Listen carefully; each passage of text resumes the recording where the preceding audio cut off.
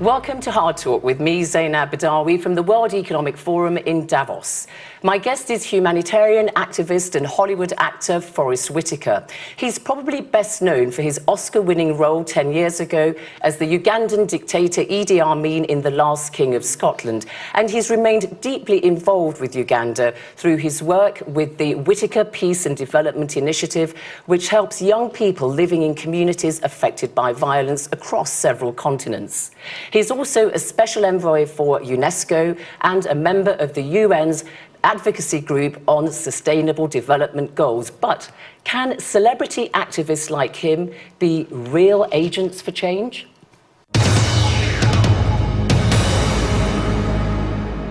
Forest Whitaker, welcome to Hard Talk. It's great to be here with you.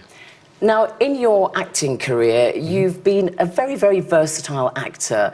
Mainstream popular films like Rogue One, the Star Wars story, and also The Great Debaters back in 2007 about black students striving for equality. Do you like to act in any genre of films? I'm trying to continue to grow as a person. So each character is an opportunity for me to understand a different part of myself, a different part of humanity. And so what happens is that I don't necessarily repeat the same roles because I'm continuing to search to understand and deepen who I am as a person and an artist. Do you believe that film can really create a dialogue and help bring about change? Because you're a very committed social activist, and for instance, you've been in rather gritty roles. You played a gay character in Pret-a-Porter, and also in two of your films as director, which are Waiting to Exhale and Hope Floats. You dealt with issues such as divorce, abandonment, adultery, that kind of thing. I mean, I think that we hope the film can, like, lend a lens or a mirror to our inner thoughts and our inner understandings. I think that I've done a number of films. We have a production company, and we do produce films. A lot of those films are with first-time filmmakers, unique individual voices. We did one a few years ago called Fruitvale Station with Ryan Coogler that Nina Yang did with me. And that film was dealing with Oscar Grant and his being murdered in the BART station in San Francisco. Whereas I've done comedies where I've introduced, like Linda Mendoza, she did something called Chasing Poppy. And that was her first film, but just supporting these new voices and supporting her as a filmmaker and as a female filmmaker. But do you think that your films can kind of act as a catalyst to generate debate and perhaps to, bring about change in mindsets? Certainly, I think that as the film I was talking about was put out during the at the conclusion of the trials of that were going on with Trayvon Martin. I think the films that we did before, we did a film on Vietnamese refugees that created a new dialogue with a director named Tim Bui about what had happened when they were here in the United States during that time. I think a lot of the films that, like even The Butler, as an artist, as an actor. Let you delve into the dialogue of race and understanding and the movement or the growth of the entire country. I think it was just a dialogue about what had happened during the country's time and what it was reaching for, the sort of sense of life, liberty, and pursuit of happiness. You won numerous accolades, awards, including Oscar for Best Actor for your portrayal as Idi Amin, the Ugandan dictator in The Last King of Scotland. Is that a film you're proud of? Yes, I gained a lot from that film as an artist and as a person. I had to do so much research to try to understand this particular character. I had never been to the African continent up until that point. That was an opening for me. And I had been charged with the notion that I was from there. So I needed to understand what it felt like in some ways to actually be African, not African American. And that was a challenge. The challenge of understanding the historical relevance of what was going on with him during that time and all the countries in that region, and the attacks that were going to him, the colonialism, all of these things were opportunities for me to continue to grow. I had to learn a new language. I was working on Kiswahili, so I could actually speak in the film in that language and be able to improvise a little bit, in the language. I had to learn musical instruments, because that was one of his things. I mean, it was like a party in a box, this accordion that he was playing, but it allowed him to create a party wherever he went, you know, and there were certain qualities of his personality that were interesting. Very taxing role. You had to put on 50 pounds, didn't you, to take the role on, something like that? You must have been eating a lot, Forrest, in the run-up to that. Yeah, well, and during that time, I just kept eating.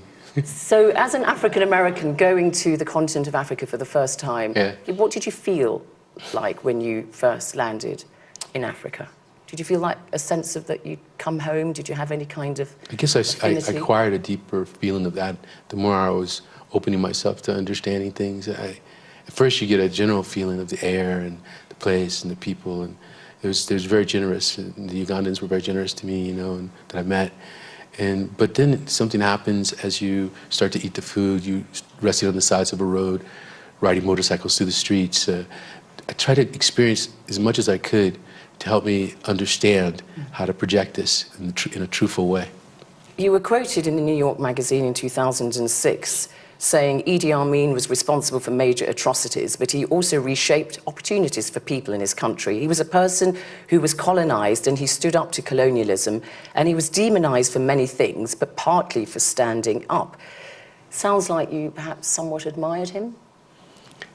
I didn't admire the atrocities that he did as far as the many deaths.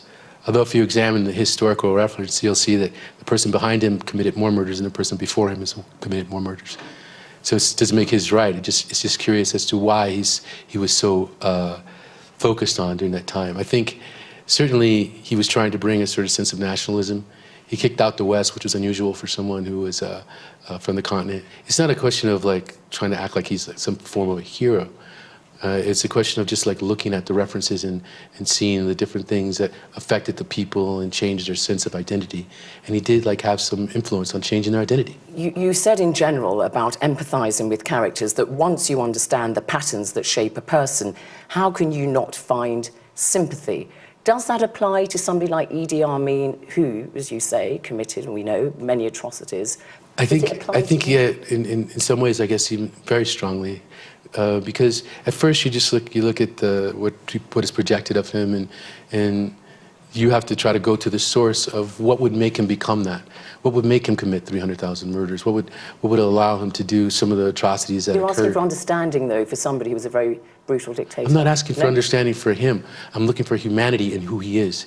I think we have to look at humanity. We have to be able to stand in each other's shoes and understand that the way we behave is based on the different structures or things that happen to us as we grew up in our lives.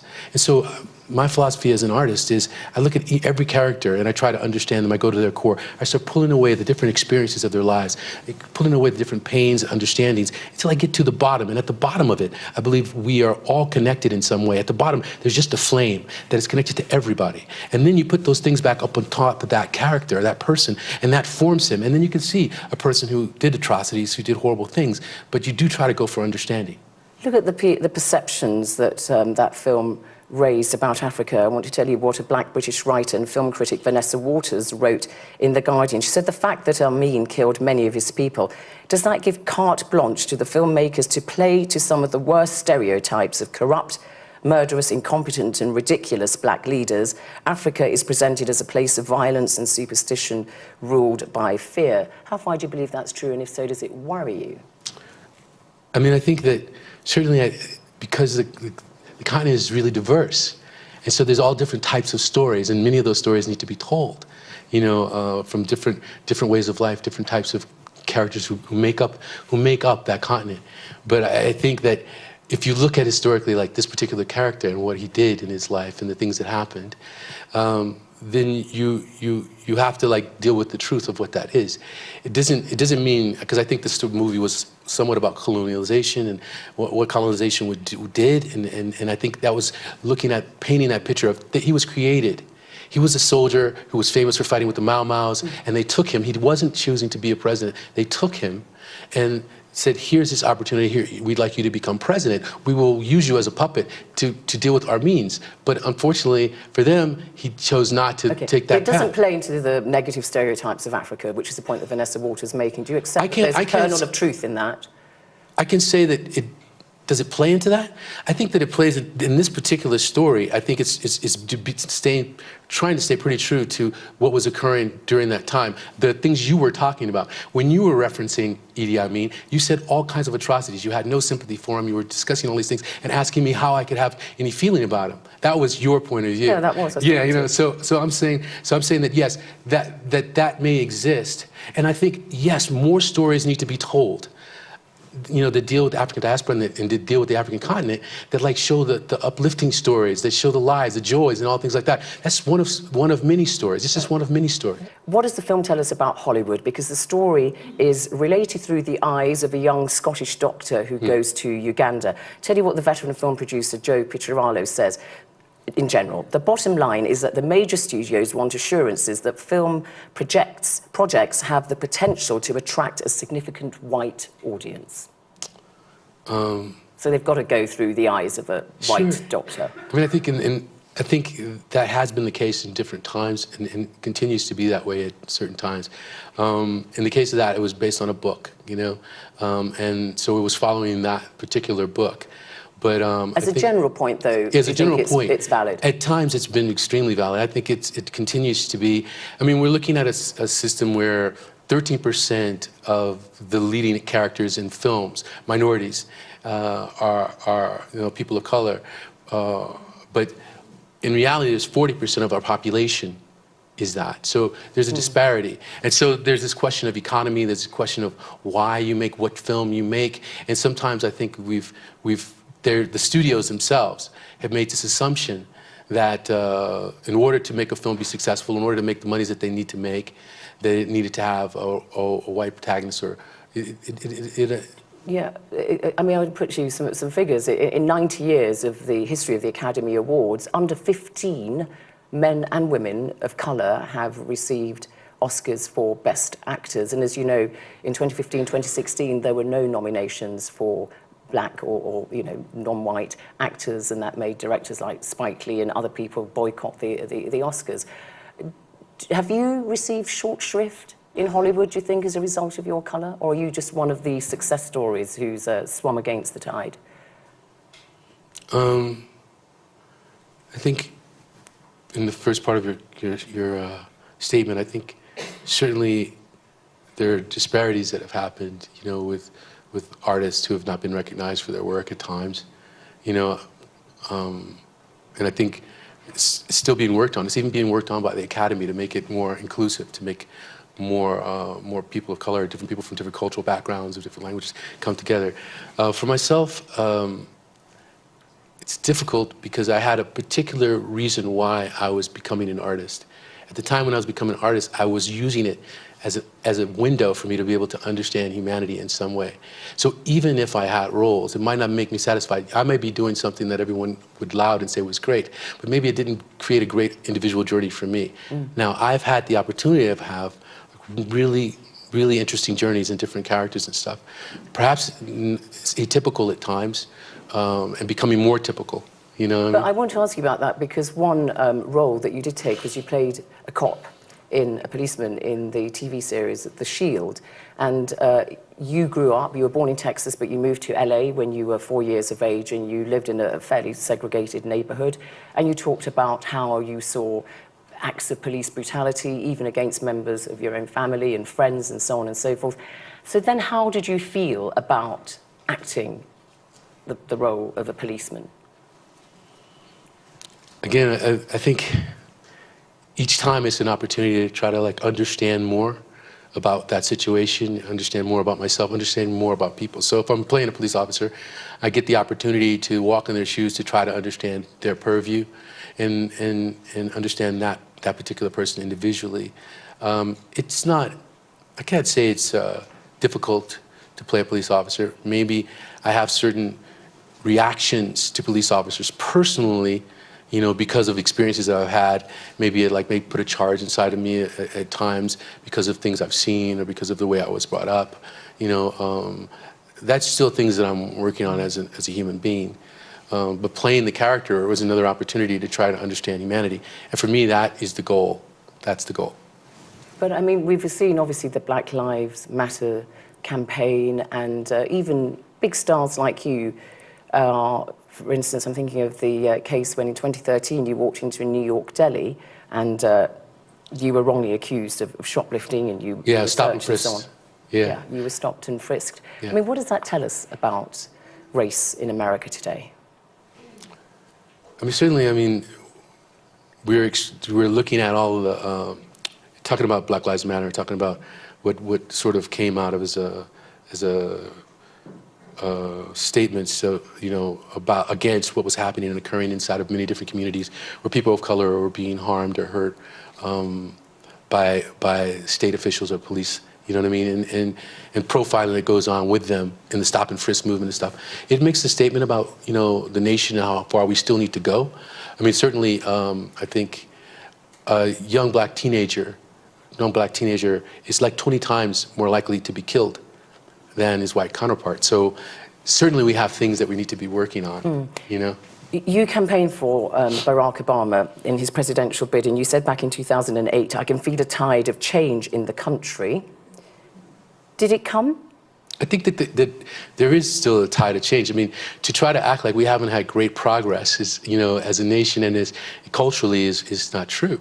I mean, we coming from a situation where originally we came to the nation as slaves. Now the head of our country, the country, the president was President Obama. It's a long journey. So to act as if we haven't moved anywhere is. But he himself said in his. It doesn't mean we don't have places to go. Sure.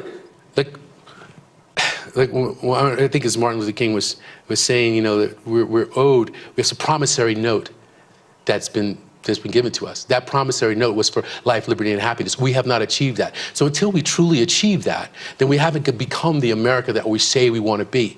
We are not living up to our Constitution, our Declaration of Independence. We're not living in that. But he didn't do very well on race, did he? I mean, even in his final speech as president, Barack Obama said, after my election, there was talk of a post-racial America.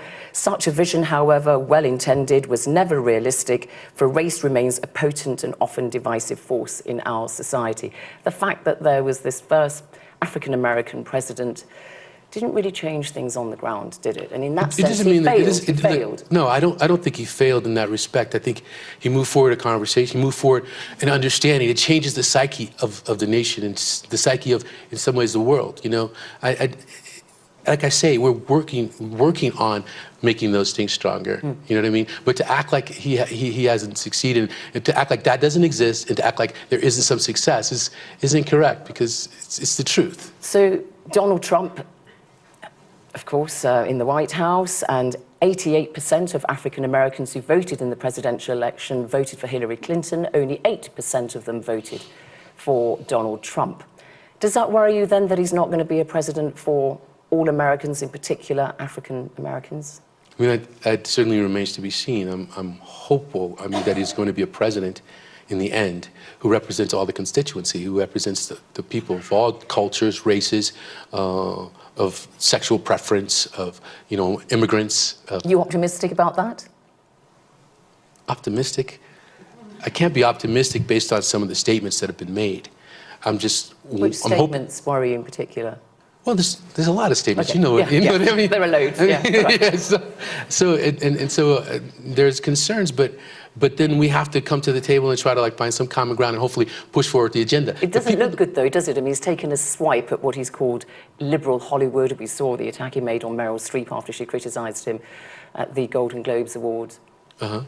So he doesn't like liberal Hollywood. That's going to include you, isn't it? I mean, it won't stop me from doing the work in the manner in which I've been doing it for years and continuing to try to strive forward. I'm hopeful that we will be able to be a nation that's, united. Right now, we've been in a nation that's polarized, and before that, we had a lot of questions. And there's not a lot of, I think there's a lot of people who are doubting that we're going to move forward, but in a positive way. But we have to try to push it forward. And if it doesn't happen, then the people themselves have to stand up and speak.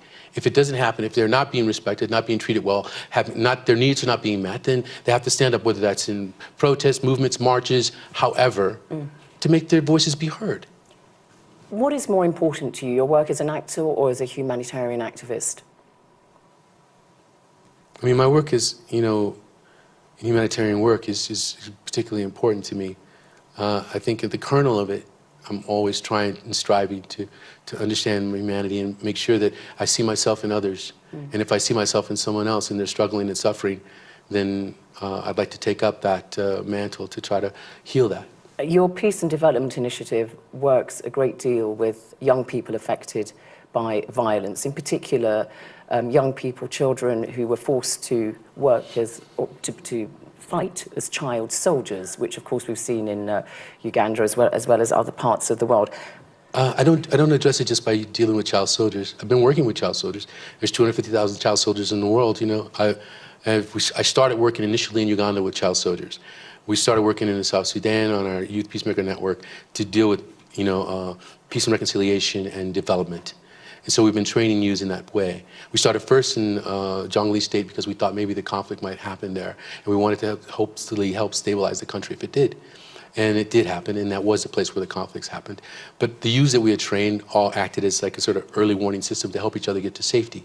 So that was very powerful, and that's what they did. Developing these countries is such a huge, huge problem. You can help the young people, but you know, where are the jobs for them? Even if you get them an education, quality education, there's no gainful employment for them and so on. So, I mean, it must make you feel very frustrated that despite your huge efforts, you still sometimes see that there isn't as much change on the ground as you would like. Yes, certainly. I mean, look, when you deal with a situation like in South Sudan where people are being, you know, the civil war has been going on for a long time. There's 50,000 deaths. There's, I don't know, 2.9 million people displaced. 1 million people displaced. 1 million are refugees and 2 internally displaced. And, you know, the United Nations is saying that 5 million people don't have enough food and are in need of humanitarian assistance. I mean, that's nearly half the population. But are we to not, like, try to move things forward and help the equation? Because those atrocities. Of course you help, but I'm saying that what we've done is worked with the youth, training them in that area. Those youths that went out into the community and trained others in those areas, and in our space, you know, because as you say, it is a really difficult situation, but they have managed to be able to help during the situation as peace builders, as peace mediators. I mean, one of our youths went to get the army to move out of a school in order to bring the children back inside. He was able to accomplish that. Another of our youth has been working on policy. He was accepted as a member of parliament. A lot of these different things are going on. They're like all these development projects that they're still doing, even during this time of really major atrocities and different difficulties that are going on. A lot of worries about South Sudan, as you say. You have met President Salva Kiir of South Sudan and also his erstwhile deputy, Riek Machar, who now leads the Sudan People's Liberation Movement in opposition, the main rebel leader. The rivalry between them is so personal. There are those who argue that there'll be no peace in South Sudan until both men are no longer on the scene acting politically. I don't know. I think that, you know, recently, I think it was in December, they started a dialogue for reconciliation in the country, and I'm hoping that it'll be inclusive, this national dialogue. And that everyone will be included, and they'll be able to move through it and talk through it. And otherwise, you know, there are a lot of players who are trying to help people find common ground to be able to deal with the situation. It's like any other situation of this magnitude. Can activists like you really be agents for change? I mean, I think that we all can be agents of change if we decide to stand up for certain things. Certainly, I've been working in this area. We have thousands of youths in the protection of civilian camp that we work with, 3,000, I believe, at the moment. You know, we are about to do into a refugee camp where we'll be working with about 10,000 people. So certainly, we're dealing with the situation, building, you know, community learning centers across that state and stuff, in Eastern Equatoria State. So certain things are happening, and during this time of difficulty, during this time of really painful recognitions. Forest Whitaker, thank you very much indeed for coming on Hardtalk. Sure. Thank you.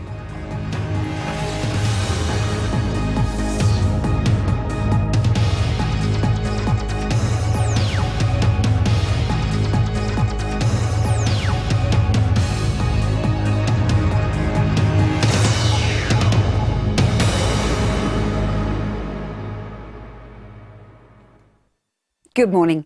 Wednesday brought with it a day of contrast. We had some beautiful sunshine out to the west, as depicted by this Weather Watcher's picture, Lucky You. But unfortunately for many across the southeast, saw some stubborn fog which lingered all day and made it feel cold. This was fog, good slice of sunshine behind, thicker cloud up into the northwest, and that's going to prevent temperatures from falling below freezing here, but elsewhere it is going to be another cold night. Bit more of a breeze, so not quite as much fog around, but in rural spots it could be a bitterly cold start to the day with temperatures down as low as -5 degrees, and it could be a little foggy, particularly to higher ground, and there could be some ice on untreated surfaces, so that's certainly worth bearing in mind, and particularly through pavement. So there'll be a lot of clouds